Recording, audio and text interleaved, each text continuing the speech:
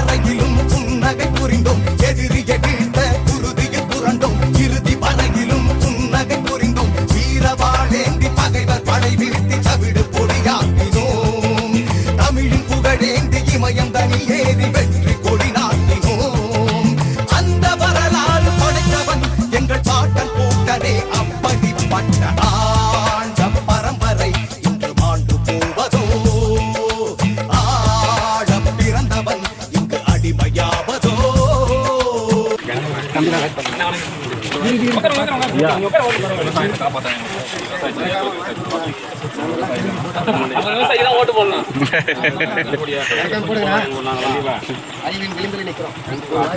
அப்படியே திரும்பி பாருங்க. ஊராட்சி மன்ற அலுவலகம் இருக்கிற லட்சணம் பொது கழிப்படம் என்ன லட்சணத்துல இருக்குன்னு பாருங்க. நாம் தமிழ் கட்சி வேட்பாளர்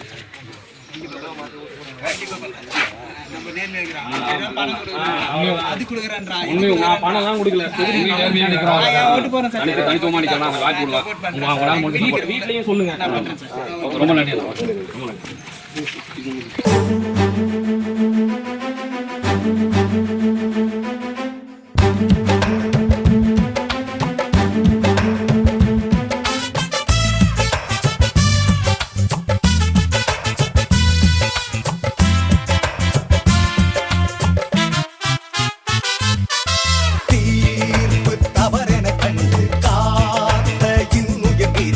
பாண்டிய நெடுஞ்செழியன் இந்த மான தமிழ் குலத்தை மனசாட்சியும்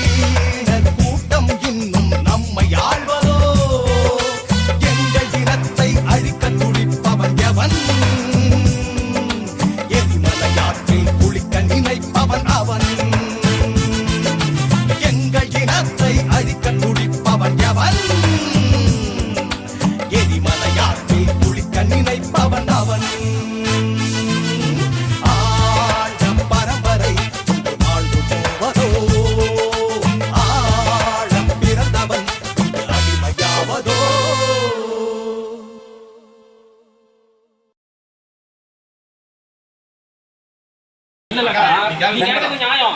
இதை யார்கிட்ட கேட்கணும் தெரியுமா? எனக்கு எடுத்து ஓட்டு கேட்டு வருவாங்கல்ல, அவங்ககிட்ட கேட்கணும். கண்டிப்பா கேட்போம். ஓட்டு ஏமாந்துட்டு போதும். நாங்க இதுக்கப்புறம் விவசாயிக்கு போடுவோம். லைட் வர சீரா போறது. பார்த்து தான் வரேன். ஒவ்வொரு தெருவும் இதே பிரச்சனை. லைட் கிடையாது. நீ எனக்கு போட்டு எனக்கு போட்டு எனக்கு ஃபோன் நம்பர் எழுதி கொடுத்துட்டு போறேன். சரியா? இப்போ வந்து எல்லாம் வழி மச்சாங்க. ஒரு அண்ணன் குடிச்சிட்டு சரிங்களா, நீங்க உள்ள விடாதுன்னு நீங்க போயிட்டு அங்க நில்லுங்க. திமுக காரன் உள்ள வந்தா நீ வராத உள்ள உடனே நீங்க மறக்க.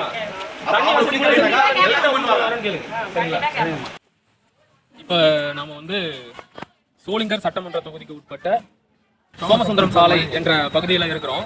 இந்த பகுதியில இருக்கிற உபரி நீர் கால்வாய் இது. நல்லா பாத்துங்க. பில்லாஞ்சி ஏரி அப்படின்னு ஒரு ஏரி இருக்கு. அந்த ஏரியோட உபரி நீர் போகக்கூடிய கால்வாய் இது.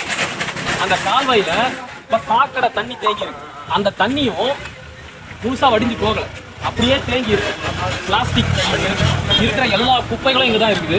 இந்த கால்வாய் முழுக்க அவ்வளவு கொசுக்கள் முட்டையிட்டு வளர்ந்து பறந்துகிட்டு இருக்கு. இதற்கு எதிர்க்கவே குடியிருப்புகள் இருக்கு, குழந்தைங்க விளையாடிக்கிட்டு இருக்கு. பல வருஷமா இது இப்படிதான் இருக்கு. இதை கூட சுத்தம் செய்ய முடியல. உறவுகளுக்கு வணக்கம். இப்போ நம்ம எங்க இருக்கிறோம் அப்படின்னா, சோளிங்கர் சட்டமன்ற தொகுதிக்கு உட்பட்ட சோமசமுத்திரம் என்ற கிராமத்தில் உள்ள சோமசமுத்திரம் ஏரிக்கரைக்கு மேலதான் நிக்கிறோம். நல்லா பாருங்க மக்களே, இதான் ஏரி. ஆனா ஏரியில தண்ணி இல்லை. ஏரியில தண்ணி இல்லைன்னாலும் பரவாயில்ல, தண்ணிக்கு பதிலாக என்ன இருக்கு பாருங்க. மொத்த மெடிக்கல் வேஸ்ட்டையும் கொண்டு வந்து இங்க கொட்டி வச்சிருக்காங்க. இதுக்குள்ள காலாவதியான மருந்து பொருட்கள் இருக்கு, ஊசி போடுற சிரஞ்சி இருக்கு, குழந்தைகளுக்காக கொடுக்கின்ற மாத்திரை மருந்துகள் இருக்கு. இது எல்லாமே வந்து அரசு ஆரம்ப சுகாதாரத்தில் இருக்கக்கூடிய மருந்துகள். இது எல்லாத்தையும் கொண்டு வந்து ஏரி கரை மேல கொட்டி வச்சிருக்காங்க. ஏற்கனவே ஏரிய தூர்வாரி அந்த நீர்நிலையை பராமரிக்கிறதுக்கு துப்பு இல்லை அப்படின்னாலும் பரவாயில்ல. ஆனா இருக்கிற நீர்நிலைகளை இப்படி மருத்துவ கழிவுகளை கொட்டி நாசப்படுத்தாமலையாவது இருக்கலாம்ல. உங்களுக்கு அதிர்ச்சியான ஒரு செய்தியை சொல்றேன். நேற்றைக்கு இந்த சோளிங்கர் சட்டமன்ற தொகுதிக்கு உட்பட்ட கொடைக்கல் அப்படிங்கிற கிராமத்திற்கு வீதி பரப்புரைக்கு போனோம். நீங்க நம்புவீங்களான்னு தெரியல, வீதிக்கு ஒரு பெண்மணிக்கு மீசை முளைச்சிருக்கு. இது என்ன பெரிய விஷயமா அப்படின்னு நீங்க கேட்கலாம். பெரிய விஷயம்தான். ரேண்டமா ஒரு கிராமத்துல வீதிக்கு குறைஞ்சது ஒரு பெண்ணுக்கு இல்லைன்னா அதிகபட்சமா 2 to 3 பேருக்கு ஒரு வீதியில மீசை முளைக்குது. எப்படி பெண்களுக்கு மீசை முளைக்கும்?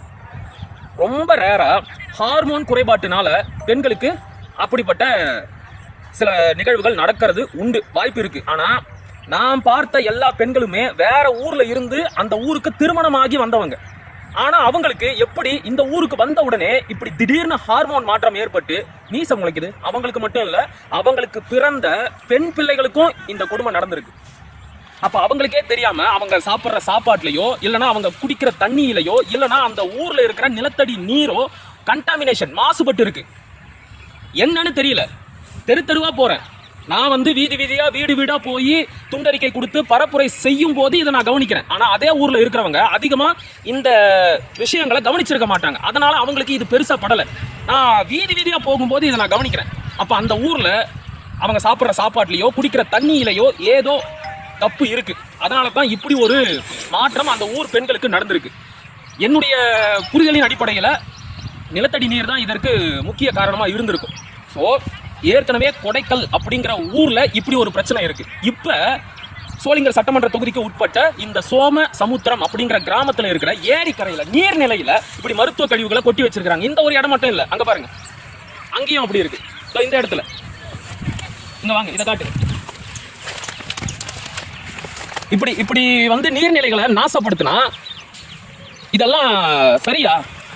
நாசப்படுத்தலாமா? இதையெல்லாம் கவனிக்காம அரசு அதிகாரிகள் என்னதான் செஞ்சுக்கிட்டு இருக்கிறாங்க? அவங்களையெல்லாம் கண்காணிக்க வேண்டிய பொறுப்பில் இருக்கின்ற அரசியல்வாதிகள், சட்டமன்ற உறுப்பினர்கள், வார்டு மெம்பர்கள், வார்டு கவுன்சிலர்கள், நகராட்சி மன்ற தலைவர்கள் என்னதான் செஞ்சுக்கிட்டு இருக்கிறாங்க?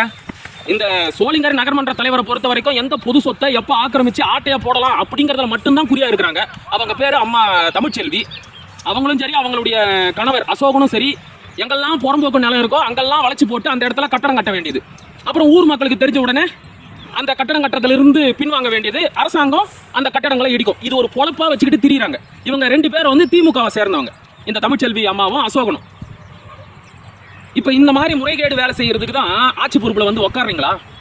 ஐயா முனிரத்னம் அவர்களே, உங்க தொகுதி தான் 4 முறை சட்டமன்ற உறுப்பினராக இருந்திருக்கிறீங்க. ஒரு முறை கூட உங்களால இந்த ஏரியை மீட்டெடுக்க முடியாதா? பசங்க ஏரி கரையில ஏரிக்குள்ள கிரிக்கெட் விளையாடுறானுங்க. ஏன் இந்த ஏரியை தூர்வாரி நிலத்தடி நீரை வந்து உங்களால பராமரிக்க முடியாதா? இதுதான் நீங்க 4 முறை இந்த தொகுதியில சட்டமன்ற உறுப்பினர் ஆகி இந்த தொகுதி மக்களுக்கு செய்த நன்மையா?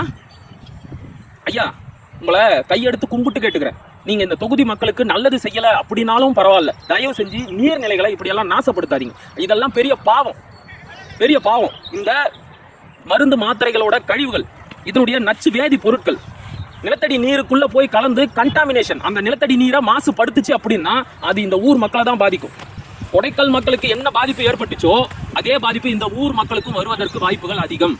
இதை உடனடியா மாநகராட்சி வந்து சுத்தப்படுத்தணும். இல்லைன்னா இதை அடிப்படையாக வச்சு வேட்பாளராக இருந்தாலும் பரவாயில்ல, நாங்கள் வந்து பெரிய போராட்டத்தை செய்வோம். நன்றி.